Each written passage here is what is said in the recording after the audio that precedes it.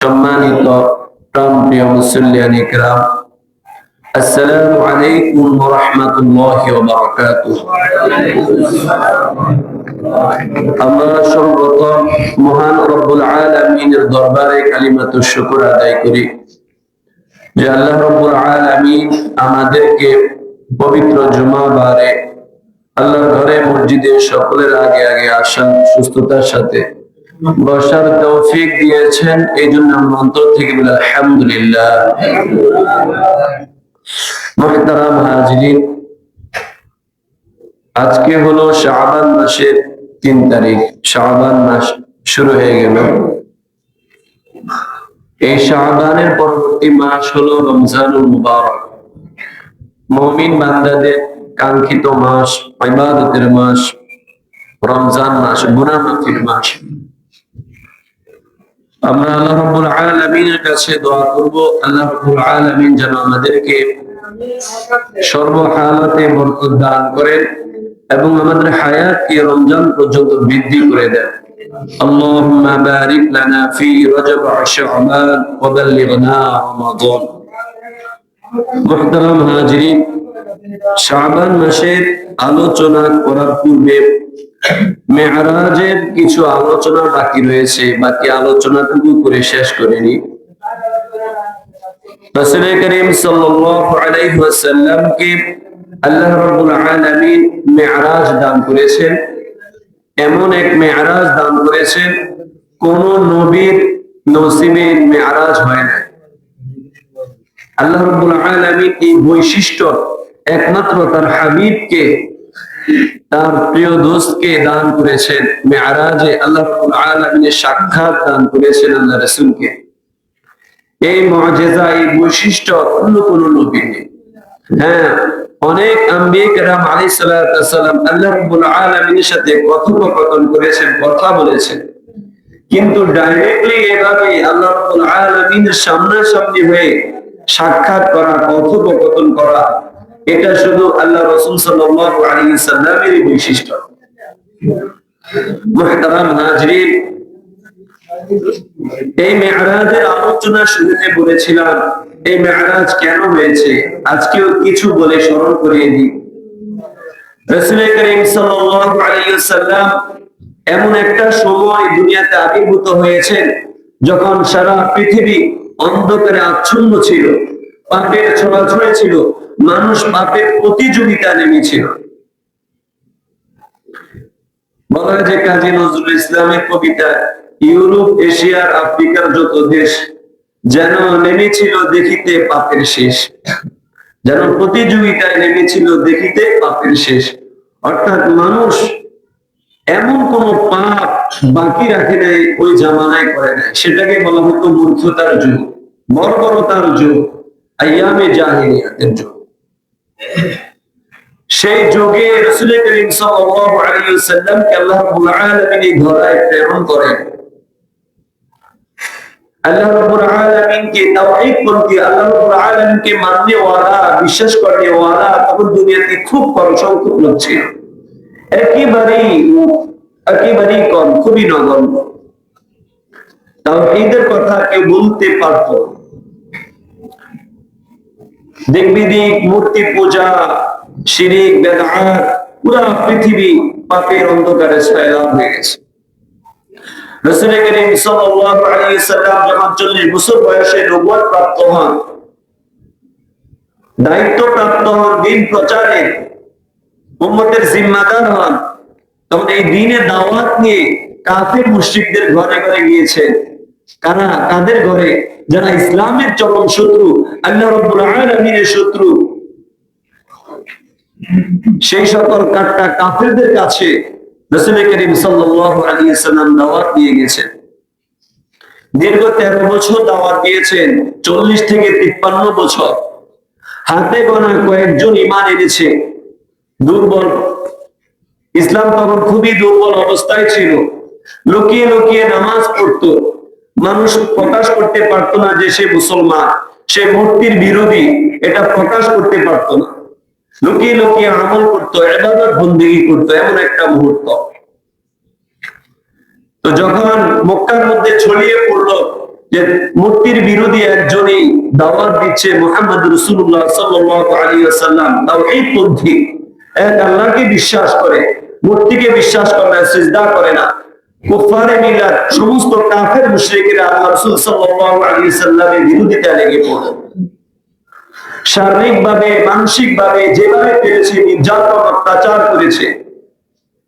যারা ইসলাম গ্রহণ করেছে গুটি কয়েকজন মুসলমান সাহাবায়ে কেরাম তাদের উপর নির্যাতন করেছে, শারীরিক ভাবে, মানসিক ভাবে অত্যাচার, জুলুমের কোনো সীমা রাখে না। সর্বপ্রকার জুলুম করেছে, পরিবার পরিজনদেরকে হাট বাজারে যাইতে দিত না, ব্যবসা বাণিজ্য করতে দিত না, সমাজে হ্যায় প্রতিপন্ন করত, তিরস্কার করত, মারধর পর্যন্ত করত সাহাবায়ে কেরামকে। সর্বশেষ যখন আল্লাহ রাসূল সাল্লাল্লাহু আলাইহি ওয়াসাল্লামকে হত্যার নিমিষে নেমে পড়লো, আল্লাহ রাসূলকে হত্যা করবে। নবুয়তের 11 বছর রাসূল করিম সাল্লাল্লাহু আলাইহি ওয়াসাল্লামের সবচেয়ে প্রিয় দুইজন ব্যক্তি দুনিয়া থেকে ইন্তেকাল করেন। চাচা আবু তালেব, আরেকজন সহধর্মিণী হযরত খাদিজাতুল কুবরা রাদিয়াল্লাহু আনহা। বাইরে সান্ত্বনা জোগাতো, কাফের মুশরিকদের অত্যাচার নির্যাতন থেকে হেফাজত করত আবু তালেব। কাফের মুশরিকরা সাহস পেত না আবু তালেবের কারণে আল্লাহর রাসূলের উপর আঘাত করতে। এই লোক দুনিয়া থেকে চলে যায় 11তম বছরে নবুয়তে। এর কিছুদিন পরেই সহধর্মিণী, যিনি ঘরের ভিতরে সান্ত্বনা যোগাইতেন, সার্বিকভাবে সহযোগিতা করতেন দ্বীন প্রচারের কাজে, হযরত খাদিজাতুল কুবরা রাদিয়াল্লাহু আনহা ইন্তেকাল করেন। একজনের পর আরেকজন যখন অল্প কিছুদিনের ব্যবধানে দুনিয়া থেকে প্রিয় দুইজন ব্যক্তি চলে যান, রাসূল করিম সাল্লাল্লাহু আলাইহি ওয়াসাল্লাম ভেঙে পড়ে। বাইরে অশান্তি, কাফের মুশরিকদের নির্যাতন, অত্যাচার, সান্ত্বনা দেওয়ার মতো, সাহস দেওয়ার মতো লোক নেই। অত্যাচার সহ্য করতে না পেরে রাসূল করিম সাল্লাল্লাহু আলাইহি ওয়াসাল্লাম মক্কা থেকে তায়েফে যান দ্বীন প্রচারের কাজে। সেখানে মামার বাড়ি, হয়তো মামার বাড়ি নিয়ে কিছু আশ্রয় পাবে, দ্বীন কাজে সহযোগিতা পাবে, দ্বীন প্রচারের কাজে সহযোগিতা পাবে এই আশায় গিয়েছে। কিন্তু তায়েফবাসী আল্লাহ রাসূলকে বহিষ্কার করেছে, তিরস্কার করেছে, নির্যাতন করেছে, রক্তাক্ত করেছে। যখন আল্লাহ রাসূলের জন্য পুরো পৃথিবী সংকীর্ণ হয়ে গেল, মক্কাবাসী সংকোচ করে ফেলল, আল্লাহ রাসূলকে হত্যা করার নিমিষে নেমে পড়ল। ওই ভাঙ্গা হৃদয়ে সান্ত্বনা যোগার জন্য, ওই ব্রাক্রান্ত, ওই পেরেশানির মধ্যে প্রশান্তি দেওয়ার জন্য রব্বুল আলামিন রাসূল করিম সাল্লাল্লাহু আলাইহি ওয়াসাল্লামকে আরশে আজিমে তার সান্নিধ্যে ডেকে নিয়ে এই মুআজিজা, এই বৈশিষ্ট্য নসিব করেন। আল্লাহ রাব্বুল আলামিন দিদার নসিব করেন। সুবহানাল্লাহ। আল্লাহ রাব্বুল আলামিন তার হাবিবকে ডেকে নিয়ে বলেন, হাবিব দেখেন আমার রাজ্য কত সুবিশাল সাম্রাজ্য, নগণ্য পৃথিবী, আপনি এর জন্য কষ্ট পাচ্ছেন। কাফের মুশরিকদের নির্যাতন, কটু কথা সাময়িক, আর আমার জান্নাত দেখেন কত বিস্তৃত, কত নিয়ামত আমি নিয়ামত দিয়ে সাজিয়ে রেখেছি। রাসূল করিম সাল্লাল্লাহু আলাইহি ওয়াসাল্লামকে সান্ত্বনা দেওয়ার জন্য এই মেরাজ দান করেন। মুহতারাম হাজিরিন, এরপরে অনেক আলোচনা হয়েছে কিভাবে মেরাজ সপ্ত এক এক আকাশ পাড়ি দিয়ে সর্বপ্রথম বাইতুল্লাহ থেকে বাইতুল মুকাদ্দাস পর্যন্ত, তারপরে বাইতুল মুকাদ্দাস থেকে স্বয়ংক্রিয় সিঁড়ির মাধ্যমে রাসূল করিম সাল্লাল্লাহু আলাইহি ওয়াসাল্লাম ফেরেশতাদের বহর সহ এক এক আসমান পাড়ি দিয়ে আরশে আজিমে আল্লাহ রাব্বুল আলামিনের সামনে উপনীত হন। এর মধ্যে আল্লাহ রাব্বুল আলামিন তার সৃষ্টির অলৌকিক অনেক আশ্চর্য বিষয়গুলি দেখান। জান্নাত, জাহান্নাম, জাহান্নামের বিভিন্ন আযাব দেখান, জান্নাতের বিভিন্ন নাজ নিয়ামত দেখান, আল্লাহ রাব্বুল আলামিনের কুদরত, শক্তি, মর্যাদা, তার ক্ষমতা দেখান। মুহতারাম হাজিরিন, সেখানে যাওয়ার পর রাসূল করিম সাল্লাল্লাহু আলাইহি ওয়াসাল্লাম আল্লাহ রাব্বুল আলামিনের সাথে দীর্ঘ কথোপকথন হয়, এই আলোচনা হয়েছে। আল্লাহ রাসূল সাল্লাল্লাহু আলাইহি ওয়াসাল্লাম হাদিয়া হিসেবে আল্লাহ রাব্বুল আলামিনের প্রশংসা জ্ঞাপন করেন। আল্লাহ রাব্বুল আলামিন খুশি হন। মুহতারাম হাজিরিন, এই মেরাজ শেষে যখন আল্লাহ রাসূল সাল্লাল্লাহু আলাইহি ওয়াসাল্লাম বিদায় নিয়ে আসবেন, এই জায়গায় আসছিলাম। এখানে আল্লাহ রাব্বুল আলামিন তার হাবিবকে এবং তার উম্মতকে বিশেষভাবে কিছু উপঢৌকন, কিছু হাদিয়া দেন। ফাআওহা ইলা আবদিহি মা আওহা, আল্লাহ রাব্বুল আলামিন যা ওহী প্রত্যাদেশ করার ওহী করেছেন। বিশেষভাবে তিনটি জিনিস হাদিয়া দেন, আরো অনেক কিছুই দেন। তিনটি উপঢৌকন আমাদের জন্য আল্লাহ রাসূল সাল্লাল্লাহু আলাইহি ওয়াসাল্লাম নিয়ে আসেন। তার মধ্যে এক নম্বর হলো 50 ওয়াক্ত নামাজ। এটা হাদিয়া স্বরূপ, উপহার স্বরূপ, কিন্তু আমরা মনে করি এটা আযাব, আমার আপনার জন্য আযাব মনে করি। মুহতারাম হাজিরিন, এই জান্নাত, এই নামাজ হলো মুমিন ব্যক্তির পরিচয়, মুমিন ব্যক্তির মর্যাদা, দুনিয়া এবং আখিরাতের কামিয়াবি, সফলতা এই নামাজের মধ্যে। যাই হোক, নামাজের আলোচনা আমরা অনেক শুনেছি। তো 50 ওয়াক্ত নামাজ রাসূল করিম সাল্লাল্লাহু আলাইহি ওয়াসাল্লাম নিয়ে, আরো হাদিয়া নিয়ে যখন আসতেছিলেন, সপ্তম আকাশে হযরত ইব্রাহিম আলাইহিস সালামের সাথে সাক্ষাৎ হয়, তিনি কিছু বলেন না। যখন ষষ্ঠ আসমানে হযরত মুসা আলাইহিস সালামের সাথে সাক্ষাৎ হয়, নামতেছিলেন, হযরত মুসা আলাইহিস সালাম সালাম দিলেন, আসসালামু আলাইকুম ইয়া রাসূলুল্লাহ। তখন বললেন, হে আল্লাহর রাসূল, আপনাকে আর আপনার উম্মতকে আল্লাহ রাব্বুল আলামিন কি হাদিয়া দিয়েছে? কিছু তো অবশ্যই দিয়েছে, খালি হাতে তো ফিরাবেন না। রাসূল করিম সাল্লাল্লাহু আলাইহি ওয়াসাল্লাম বলেন, 50 ওয়াক্ত নামাজ হাদিয়া দিয়েছে। হযরত মুসা আলাইহিস সালাম বলেন, আপনি আল্লাহ রাব্বুল আলামিনের কাছে ফিরে যান, অনুরোধ করেন, বলেন সহজ করার জন্য। আমি বনী ইসরাইলকে পরীক্ষা করেছি, তাদের ব্যাপারে আমার তিক্ত অভিজ্ঞতা আছে, তাদের ব্যাপারে আমার তিক্ত অভিজ্ঞতা আছে। আপনার উম্মত দুর্বল হবে, ধৈর্যহীন হবে, তারা এই 50 ওয়াক্ত নামাজ আদায় করতে পারবে না, আপনি কিছু কমাই নিয়ে আসেন। হযরত মুসা আলাইহিস সালাম বলেন, ইরজি ইলা রাব্বিকা, আপনার রবের নিকট ফিরে যান, ফাসআলহু তাখফীফ, এবং সহজ করার জন্য বলুন। ফাইন্না উম্মাতাকা লা তুতিকু যালিকা, কারণ আপনার উম্মত এই আমল করতে, এটা পালন করতে সক্ষম হবে না। ওয়া ইন্নী ক্বাদ বালাগতু বনী ইসরাঈলা, নিশ্চয় আমি বনী ইসরাঈলকে পরীক্ষা করেছি। ওয়া খাবারতুহুম, এবং তাদের ব্যাপারে আমার তিক্ত অভিজ্ঞতা আছে। হযরত মুসা আলাইহিস সালামের উম্মত ছিল বনী ইসরাঈল। বনী ইসরাঈলের কম বেশি আলোচনা আমরা সকলে শুনেছি।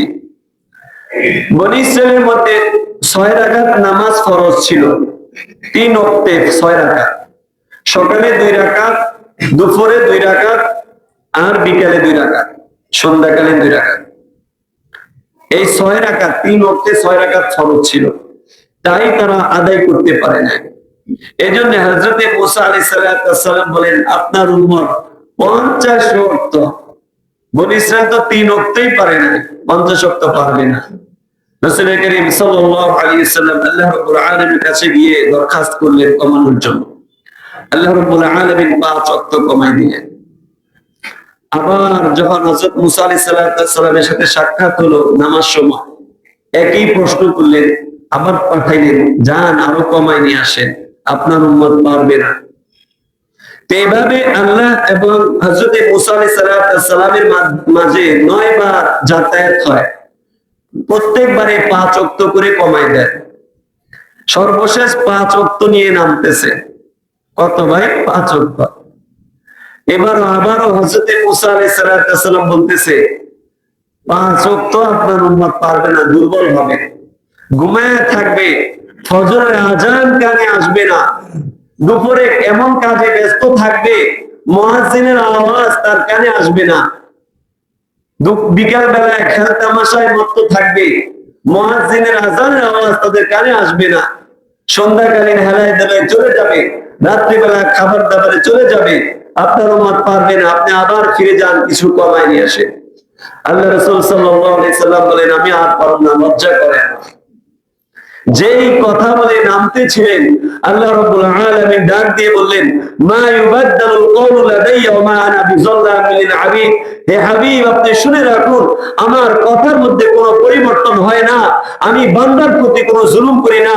আপনার উম্মত 5 ওয়াক্ত নামাজ আদায় করবে, আমি রাব্বুল আলামিন 50 ওয়াক্ত নামাজের সওয়াব দান করব। সুবহানাল্লাহ।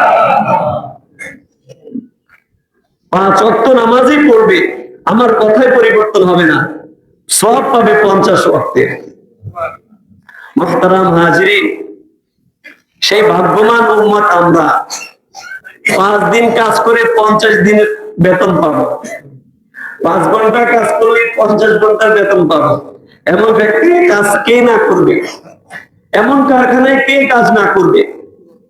বেসিক বেতন ছাড়া আরো তো উপঢৌকন আছে, আরো তো উপহার আছে। মুহতারাম হাজিরিন, এখন কথা হলো, আল্লাহ রাব্বুল আলামিন তো আমাদের হালত জানেন, মুসা আলাইহিস সালামের ঘটনাও জানেন। তাহলে 5 ওয়াক্ত করে কেন কমাইলেন? একসাথে 45 ওয়াক্তই কমাই দিতেন। এর কারণ হলো, মুহতারাম হাজিরিন, প্রিয়জনের সাথে যত সাক্ষাৎ হয় তত ভালো লাগে। আল্লাহ রাসূল সাল্লাল্লাহু আলাইহি ওয়াসাল্লাম আল্লাহ রাব্বুল আলামিনের খুবই ভালোবাসার পাত্র, প্রিয় ভাজন। হাবিব মেরাজে আসছে একবারেই, আর তো আসা হবে না, আর তো দেখা হবে না, দুনিয়াতে আর তো সাক্ষাৎ হবে না। এই বারবার দিদার নসিব করেছে, একবার নয় 10 বার হয়েছে, 9 বার তো কমাইছে। মুহতারাম হাজিরিন, গ্রামে যখন যান, বাড়িতে পিতা মাতার সাথে 5-7 দিন থাকে, আসার সময় দেখবেন মায়ে ঘর থেকে বের হয়ে জানলা দিয়ে দেখে ছেলেটাকে দেখা যায়। ঘর থেকে বের হয়ে ওখানে আসে, ছেলেটা যাইতেছে একটু দেখা যায় কিনা। তারপরে পুকুর পাড়ে যায়, পুকুর থেকে দেখা যায় ওই যে দূর দিয়ে যাইতেছে সন্তান, আদরের সন্তান। ছেলেও বারবার ফিরা চায়, বসত বাড়ি ফিরা চলে যাইতেছি, বিদেশ যাইতেছি, ঢাকা যাইতেছি, না জানি আবার ফিরে আসা হবে কিনা। মুহতারাম হাজিরিন, এটা হলো ভালোবাসার নিদর্শন, ভালোবাসার বহিঃপ্রকাশ। আল্লাহ রাব্বুল আলামিন তার হাবিবকে কতটা ভালোবাসে চিন্তা করেন। এই উম্মতকে 50 ওয়াক্ত নামাজের সওয়াব দান করবেন, 5 ওয়াক্ত নামাজ পড়লে এই হাদিয়া দিয়ে এসেছে। আমরা এই উপহার, এই বিনিময় পাইতে চাইলে ইনশাআল্লাহ ইনশাআল্লাহ আমরা 5 ওয়াক্ত নামাজ সময় মতো আদায় করব। কে কে রাজি আছে? ইনশাআল্লাহ হাত উঠাই দিন। আল্লাহ রাব্বুল আলামিন আমাদের সকলকে কবুল করুক, সকলে আমিন। মুহতারাম হাজির, এই ছিল প্রথম উপহার, প্রথম হাদিয়া। দ্বিতীয় উপঢৌকন সূরা বাকারার শেষ 2 আয়াত। এই 2 আয়াতের মধ্যে কি আছে দেখেন। এই নবীর উম্মতকে দেওয়া হয়েছে, আমানার রাসূলু বিমা উনজিলা ইলাইহি মির রাব্বিহি ওয়াল মুমিনুন। রাসূল ঈমান এনেছেন যা তার রবের নিকট থেকে অবতীর্ণ হয়েছে, মুমিনগণও ঈমান এনেছেন, বিশ্বাস করেছেন। কুল্লুন আমানা বিল্লাহি ওয়া মালাইকাতিহি ওয়া কুতুবিহি ওয়া রাসূলিহি, প্রত্যেকে আল্লাহ, তার ফেরেশতা, তার কিতাব এবং রাসূলের প্রতি ঈমান এনেছেন। লা নুফাররিকু বাইনা আহাদিম মির রুসুলি, আমরা তার রাসূলগণের মধ্য থেকে কাউকে পার্থক্য করি না। ওয়া ক্বালু সামি'না ওয়া আতা'না, তারা বলে আমরা শুনেছি এবং আনুগত্য করেছি। গফরানাকা, আপনার রবের ক্ষমা। রব্বানা ওয়া ইলাইকাল মাসির, আপনার কাছেই প্রত্যাবর্তন স্থল। লা ইউকাল্লিফুল্লাহু নাফসান ইল্লা উসআহা, আল্লাহ রাব্বুল আলামিন কোন ব্যক্তিকে তার সাধ্যের বাইরে দায়িত্ব অর্পণ করেন না। লাহা মা কাসাবাত, তার জন্য তাই বরাদ্দ যা সে করছে। ওয়া আলাইহা মাকতাসাবাত, তার উপর তাই অর্পিত হবে, বর্ষিত হবে যা সে করবে। রব্বানা, আমাদের প্রতিপালক, লা তুআখিযনা ইন নাসিনা আও আখতানা, আমরা যদি আমাদের কাজের মধ্যে ভুল করি বা ভুলে যাই, আমাদেরকে পাকড়াও করেন না। পাঁচ ওয়াক্ত নামাজও আদায় করতে পারো না, এজন্য আল্লাহ রাব্বুল আলামিন দোয়া শিখাই দিলেন। আমার বিধানগুলো তো করতে পরিপূর্ণ আদায় করতে পারবে না, ভুল করবে, ভুলে যাবে, এজন্য দোয়া করতে হবে, রব্বানা লা তুআখিযনা, হে আল্লাহ, হে আমাদের মুনিব, আমাদের প্রভু, আমাদেরকে পাকড়াও করেন না যদি আমরা ভুলে যাই বা ভুল করি। রব্বানা ইয়া আমাদের রব ওয়ালা তাহমিল আলাইনা ইসরান কামা হামালতাহু আলাল্লাযীনা মিন ক্বাবলিনা, আমাদেরকে এমন দায়িত্ব অর্পণ করেন না যে দায়িত্ব পূর্ববর্তীদেরকে দিয়েছেন তারা করতে পারে নাই। রব্বানা ওয়ালা তুহাম্মিলনা মা লা তাকাতা লানা বি, আমাদের সাধ্যের বাইরে কোনো বোঝা আমাদেরকে চাপিয়ে দিয়েন না। ওয়াফু আন্না, আমাদেরকে ক্ষমা করুন। ওয়াগফির লানা, আমাদের পাপগুলো মোচন করুন। ওয়ারহামনা, আমাদের প্রতি দয়া করুন। আনতা মাওলানা, আপনি আমাদের মনিব। ফানসুরনা আলাল কওমিল কাফিরিন, কাফের সম্প্রদায়ের বিরুদ্ধে আমাদেরকে সাহায্য করুন, কাফেরদের বিরুদ্ধে আমাদেরকে শক্তিশালী করুন।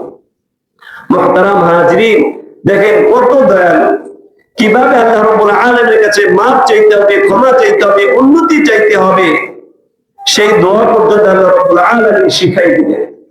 কমি কমা হবে, আল্লাহ রাব্বুল আলামিনের বিধান পরিপূর্ণ আদায় করতে সক্ষম হব না, 100% আদায় করতে পারবো না, কিন্তু আল্লাহ রাব্বুল আলামিনের কাছে তো ক্ষমা চাইতে হবে। কিভাবে ক্ষমা চাইবো সে পদ্ধতিও শিখিয়ে দিলেন। ঈমান শিখিয়ে দিলেন, কিভাবে ঈমান আনতে হবে, কয় জিনিসের প্রতি ঈমান আনতে হবে। এই ছিল দ্বিতীয় হাদিয়া। 3 নম্বর হাদিয়া, সেটা শুনতে চান? খুব খুশির খবর, খুবই খুশির খবর। আল্লাহ রাব্বুল আলামিন তার হাবিবকে বলেন, কাফের মুশরিক ব্যতীত আপনার সকল উম্মতের ক্ষমার ঘোষণা। সুবহানাল্লাহ, আমরা ক্ষমা প্রাপ্ত, ক্ষমা পেয়ে যাব। কাফের মুশরিক ব্যতীত প্রত্যেকটা উম্মত ক্ষমা পেয়ে যাবে, জান্নাতে যাবে প্রত্যেকটা উম্মত। খুশি হন নাই? হ্যাঁ। তবে এখন আমাদের পাপের কারণে, সীমা লঙ্ঘনের কারণে কিছু কিছু বান্দাকে যারা তওবা করে যাইতে পারে নাই, তওবা করতে পারে না, তওবা করে না, ফিরে আসে না, তো কিছু কিছুকে আল্লাহ রাব্বুল আলামিন জাহান্নামের শাস্তি আস্বাদন করাইবেন তার গুনাহ পরিমাণ, গুনাহ পরিমাণ। কারণ গুনাহ নিয়ে জান্নাতে যাওয়া যাবে না, জান্নাত পবিত্র স্থান, গুনাহ হলো অপবিত্র। হয়তো আল্লাহ রাব্বুল আলামিন আপনাকে ধুয়ে মুছে পরিষ্কার করে দিবেন, নতুবা আগুনে জ্বালিয়ে খাঁটি মানে পরিষ্কার করে তারপরে জান্নাতে দিবেন। দুইটার কোনো একটা উপায় তো হবে। আমি আল্লাহ রাব্বুল আলামিনের কাছে ক্ষমা পাওয়ার কিছু উসিলামূলক কাজ তো আমাকে করে যেতে হবে। তওবা, অন্তত তওবা তো করতে হবে। এজন্য পাপ যাই করেছি তওবা করে কান্নাকাটি করে আল্লাহ রাব্বুল আলামিনের কাছে ক্ষমা চেয়ে নিব। আজকে যদি মওত হয়ে যায়, যেন আল্লাহ তাআলা আমাকে পাকড়াও না করেন। মুশরিক ব্যতীত, কাফের মুশরিক ব্যতীত সকলেই জান্নাতে যাবে।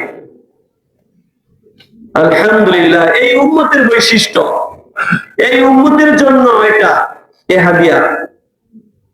মুহতারাম হাজিরিন, কাউকে এরকম ওপেন, এরকম হাদিয়া উপরকম দেওয়া হয় না। আল্লাহ রাব্বুল আলামিন তার হাবিবকে ভালোবাসেন, আমরা সেই প্রিয় নবীর উম্মত, প্রিয় উম্মত। মুহতারাম হাজিরিন, এমন একজন মানুষ পেয়েছি, নবী পেয়েছি, কিন্তু আমরা তার কদর বুঝি না। নবীর সুন্নত মোতাবেক চলতে ভালো লাগে না। মুহতারাম হাজিরিন, এই নবীর উম্মত হওয়ার জন্য অন্য নবী পর্যন্ত দোয়া করেছে, আর আমরা দোয়া ছাড়াই এই নবীর উম্মত হয়েছি। আল্লাহ রাব্বুল আলামিন লক্ষ কোটি মানুষ থেকে, রূহ থেকে বাছাই বাছাই করে এই নবীর উম্মত হিসেবে কবুল করেছে। আমরা নির্বাচিত উম্মত, কেউ চাইছে না চলে আসছেন এটা নয়, খুব সৌভাগ্যবান। মুহতারাম হাজিরিন, এই জন্য সামনে রমজান আসতেছে, আমরা তওবা করে গুনাহগুলো মাফ করে নিয়ে রমজানে বেশি বেশি নেক আমল করে আমাদের আমলের পাল্লাকে ভারী করব ইনশাআল্লাহ। মুহতারাম হাজিরিন, যা মেরাজের আলোচনা আর না বাড়াই, এতটুকুই থাকো। তো বর্তমান যে মাস চলতেছে শাবান মাস, শাবান মাসের অনেক ফজিলত রয়েছে। রাসূল করিম সাল্লাল্লাহু আলাইহি ওয়াসাল্লাম বলেন, শাবানু শাহরি রমজানু শাহরুল্লাহ। শাবান হলো আমার মাস, রমজানু শাহরুল্লাহ, আর রমজান হলো আল্লাহ রাব্বুল আলামিনের মাস। মুহতারাম হাজিরিন, যে জিনিসের নিসবত দামি জিনিসের সাথে করা হয়, প্রিয় জিনিসের সাথে, ওই জিনিসও দামি হয়ে যায়। আমরা অনেকে পরিচয় দিয়ে থাকি, আমি হলাম চেয়ারম্যানের ভাতিজা, চেয়ারম্যানের ভাগিনা, আর যদি এমপি হয়, মন্ত্রী হয়, কিন্তু খবরে আছে মন্ত্রীর ছেলে, গর্বের বিষয় হতে পারে। সেটা আমি হলে আমিও বলবো আমি মন্ত্রী, আমার বাবা মন্ত্রী, প্রধানমন্ত্রী, গর্ব করে। তো প্রিয় জিনিসের সাথে, দামি জিনিসের সাথে নিসবত করলে ওই জিনিসটাও দামি হয়, হয় কিনা ভাই? রাসূল করিম সাল্লাল্লাহু আলাইহি ওয়াসাল্লামের একজন পালক পুত্র ছিল যায়েদ ইবনে হারিস। সে গোলাম, আজাদকৃত গোলাম। আল্লাহ রাসূল তাকে লালন পালন করেছেন পালক পুত্র হিসাবে। দুনিয়ার মধ্যে যত মানুষ আছে, যত রাজা বাদশা আছে, সকলের চাইতে তার মর্যাদা বেশি। কি বলেন? সে আল্লাহ রাসূলের পালক পুত্র, আজাদকৃত গোলাম। কারণ তার সম্পর্ক কার সাথে? রাসূল করিম সাল্লাল্লাহু আলাইহি ওয়াসাল্লামের সাথে। দুনিয়াতে অনেক মসজিদ আছে, কিন্তু যে মসজিদের সম্পর্ক আল্লাহ রাসূলের সাথে, মসজিদে নববী, নবীর মসজিদ, ওই মসজিদ সমস্ত মসজিদ থেকে শ্রেষ্ঠ মসজিদ। এক রাকাত নামাজ পড়লে 1000, মতান্তরে 50,000 রাকাতের সওয়াব পাওয়া যায়। মুহতারাম হাজিরিন, তো আল্লাহ রাসূল সাল্লাল্লাহু আলাইহি ওয়াসাল্লাম বলেন শাবান আমার মাস। তাহলে এই শাবান মাসের মর্যাদা আল্লাহ রাসূল সাল্লাল্লাহু আলাইহি ওয়াসাল্লামের মর্যাদা যেমন ঊর্ধ্বে, শাবান মাসের মর্যাদা রমজান ব্যতীত অন্যান্য মাসের চেয়ে ঊর্ধ্বে। অন্য হাদিসে পাকের মধ্যে আল্লাহ রাসূল সাল্লাল্লাহু আলাইহি ওয়াসাল্লাম বলেন রজব মাসের মর্যাদা এমন যেমন কোরআনের মর্যাদা সমস্ত কালামের উপর, আর শাবান মাসের মর্যাদা এমন যেমন আমার মর্যাদা সমস্ত নবীদের উপর, আর রমজান মাসের মর্যাদা এমন যেমন আল্লাহ রাব্বুল আলামিনের মর্যাদা সমস্ত মাখলুকের উপর। সুবহানাল্লাহ। তাহলে এই শাবান মাসের মর্যাদা কতখানি? এই শাবান মাস সম্পর্কে রাসূল করিম সাল্লাল্লাহু আলাইহি ওয়াসাল্লাম বলেন যে শাবান মাস হলো ইন্নামা ইয়ানশাইবু ফীহি খায়রুন কাসীর। এই মাসে প্রচুর পরিমাণে কল্যাণ বিস্তৃত হয়, প্রচুর পরিমাণে কল্যাণ। অন্যান্য মাসে ইবাদত করলে যে সওয়াব পাওয়া যায়, এই মাসে করলে এর বেশি সওয়াব পাওয়া যায়। সাহাবায়ে কেরাম রাদিয়াল্লাহু আনহু এই মাস আসলে অধিক পরিমাণে আমল করতেন, কোরআন কারীমের তেলাওয়াতে মশগুল হয়ে যেতেন। যাদের যাকাত ফরজ হইতো যাকাত আদায় করে দিতেন, যাতে করে গরিবদের জন্য রোজা রাখা সহজ হয়ে যায়। কয়েদিদেরকে ডেকে বিচার করতেন অথবা মুক্তি দিয়ে দিতেন, যাতে রমজানে নিরবচ্ছিন্নভাবে, একনিষ্ঠভাবে একটা মাস আল্লাহ রাব্বুল আলামিনের খাঁটি ইবাদত বন্দেগীর মধ্যে কাটা যায়। মুহতারাম হাজিরিন, রাসূল করিম সাল্লাল্লাহু আলাইহি ওয়াসাল্লাম এই মাসে এত বেশি ইবাদত বন্দেগী করতেন, মা আয়েশা, হযরত আয়েশা সিদ্দিকা রাদিয়াল্লাহু আনহা রাসূল সাল্লাল্লাহু আলাইহি ওয়াসাল্লামকে জিজ্ঞেস করেন, ইয়া রাসূলুল্লাহ, আপনি এই মাসে এত বেশি কেন ইবাদত বন্দেগী করেন?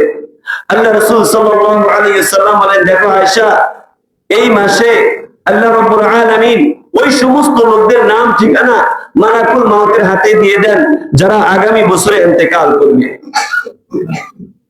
ওই লোকদের লিস্ট দিয়ে দেয়। আর আমি চাই যে আমার মৃত্যুর পরোয়ানাটা এমন সময় লেখা হোক যখন আমি ইবাদত গুজার, আমি রোজাদার। সুবহানাল্লাহ। মুহতারাম হাজিরিন, তো এই মাসের মধ্যে একটা রাত আছে, এই মাসের মধ্যে শবে বরাত।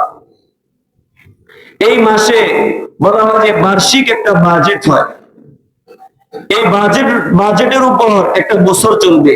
রাষ্ট্র যেভাবে একটা বাজেট করে, বার্ষিক একটা বাজেট হয়, ওই বাজেটের উপর চলে।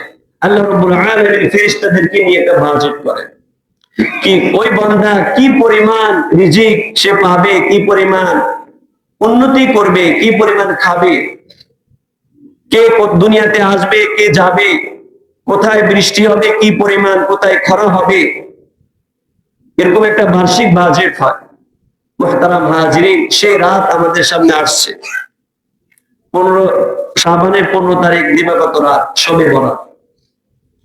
মুহতারাম হাজিরিন, আল্লাহ রাব্বুল আলামিন কোরআনুল কারীমের মধ্যে বলেন হামিম ওয়াল কিতাবিল মুবিন, সুস্পষ্ট কিতাবের কসম, ইন্না আনজালনাহু ফি লাইলাতিন মুবারাকাতিন ইন্না কুন্না মুনজিরিন, নিশ্চয়ই আমি এই কিতাবকে বরকতময় রজনীতে আমি নাজিল করেছি। মুহতারাম হাজিরিন, মুফাসসিরিন একরাম বলেন এই বরকতময় রজনী বলতে শবে বরাত, কেউ কেউ শবে কদর কেউ বলেছে। তো যাই হোক, এই শবে বরাত যদি বরকতময়, এই মাসে যদি বার্ষিক বাজেট হয়, তো না জানি কতজন লোক কাদের নাম ঠিকানা মালাকুল মাউতের হাতে রাতে চলে যাবে, এই মাসে চলে যাবে। হায় আফসোস, কত মানুষ বিয়ে শাদী করেছে মাত্র, অথচ তার মৃত্যুর পরোয়ানাটা মালাকুল মাউতের হাতে চলে যাবে। কত লোক অট্টালিকা করেছে, বাড়ি নির্মাণ করেছে, গাড়ি কিনেছে, থাকবে, আরাম আয়েশ করবে, কিন্তু তাদের নামগুলো মালাকুল মাউতের হাতে চলে যাবে। কত মানুষ আড্ডায় লিপ্ত, খেলতামাশায় লিপ্ত, আখিরাতকে বলে আছে, হাসরকে বলে আছে, তার জীবনের যে একটা হিসাব দিতে হবে সেটা ভুলে গেছে, কিন্তু তার মৃত্যুর পরোয়ানাটা মালাকুল মাউতের হাতে চলে গেছে, চলে যাবে। মুহতারাম হাজিরিন, সেই বরকতময় রাতে আমাদেরকে জাগতে হবে, ইবাদত বন্দি করতে হবে। রাজি আছি তো ইনশাআল্লাহ? আল্লাহ রাসূল সাল্লাল্লাহু আলাইহি ওয়াসাল্লাম বলেন, ইগতানিম খামসান ক্বাবলা খামসিন, পাঁচ জিনিসকে পাঁচ জিনিসের পূর্বে মূল্যায়ন করো। শাবাবাকা ক্বাবলা হারামিক, বার্ধক্যের পূর্বে তোমার যৌবনকে, ওয়া সিহহাতাকা ক্বাবলা সুকুমিক, অসুস্থতার পূর্বে সুস্থতাকে, ওয়া গিনাকা ক্বাবলা ফাকরিক, দরিদ্রতার পূর্বে ধনাঢ্যতাকে, ওয়া ফারাগাকা ক্বাবলা শুগলিক, ব্যস্ততার পূর্বে অবসর সময়কে, ওয়া হায়াতাকা ক্বাবলা মাউতিক, মৃত্যুর পূর্বে তোমার এই জীবনকে মূল্যায়ন করো। পরে আফসোস করে কোনো কাজ আসবে না। মুহতারাম হাজিরিন, মানুষ আফসোস করে কবরে গেলেও, যখন সুবর্ণ সুযোগ হাতছাড়া হয়ে যায় আফসোস করে। দোকানদার আফসোস করে, তেলের দাম একদিনে 20 টাকা কেজি প্রতি বেড়ে গেছে, দুইটা দাম কিনে রাখতে পারতাম। সামনে রমজান মাস আসতেছে, দেখেন গ্যাসের কি অবস্থা। যদি এখন মুড়ি আর চিনি ভালো করে বাজারজাত করা যায় তাহলে তো বাম্পা। মুহতারাম হাজিরিন, যে বেচারা স্টক করে নেয় সে তো আফসোস করে, কি করলাম, অন্য পণ্য না কিনা শুধু চিনি আর মুড়ি কিনতাম, তাহলে অনেক লাভবান হইতাম। মুহতারাম হাজিরিন, স্টক করা এটা আল্লাহর রাসূলের সুন্নতের খেলাফ, নিষেধ আসছে। যারা স্টক করে মানুষকে পেরেশানির মধ্যে লিপ্ত করে।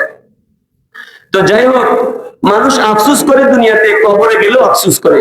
আল্লাহ রাসূল সাল্লাল্লাহু আলাইহি ওয়াসাল্লাম বলেন, মৃত ব্যক্তি কবরে কিসের আফসোস করে জানো? সাহাবায়ে কেরাম বলেন, ইয়া রাসূলুল্লাহ আপনি বলেন। আল্লাহ রাসূল সাল্লাল্লাহু আলাইহি ওয়াসাল্লাম বলেন, ওই মৃত ব্যক্তির কাছে, কবরস্থ ব্যক্তির কাছে 2 রাকাত নামাজ দুনিয়া এবং দুনিয়ার মধ্যে যা কিছু আছে তার চাইতে বেশি উত্তম। সে ওই 2 রাকাত নামাজের জন্য আফসোস করে, হায় যদি এতটুকু সময় হতো, আল্লাহ তাআলা যদি এতটুকু সময় দিতেন, সুযোগ দিতেন, 2 রাকাত নামাজ পড়ব, আবার চলে আসবে। মুহতারাম হাজিরিন, আমরা সময় ক্ষেপণ করতেছি, নষ্ট করতেছি। এক সময় গড়গড়া করবে, দম উঠানামা করবে, হাসপাতালের বেডে, বাসাবাড়ির বেডে ছটফট করতে থাকবে। তখন খুব আশা আকাঙ্ক্ষা হবে অনেক ইবাদত বন্দি করার, কিন্তু সুযোগ হবে না। আল্লাহ রাব্বুল আলামিন আমাদেরকে এর আগে আখিরাতের প্রস্তুতি গ্রহণ করার, কবরের প্রস্তুতি গ্রহণ করার তৌফিক দান করুন। সকলে আমিন। ওয়া আখিরু দাওয়ানা আলহামদুলিল্লাহি রাব্বিল আলামিন। যারা সুন্নাত পড়েন সুন্নাত পড়েন।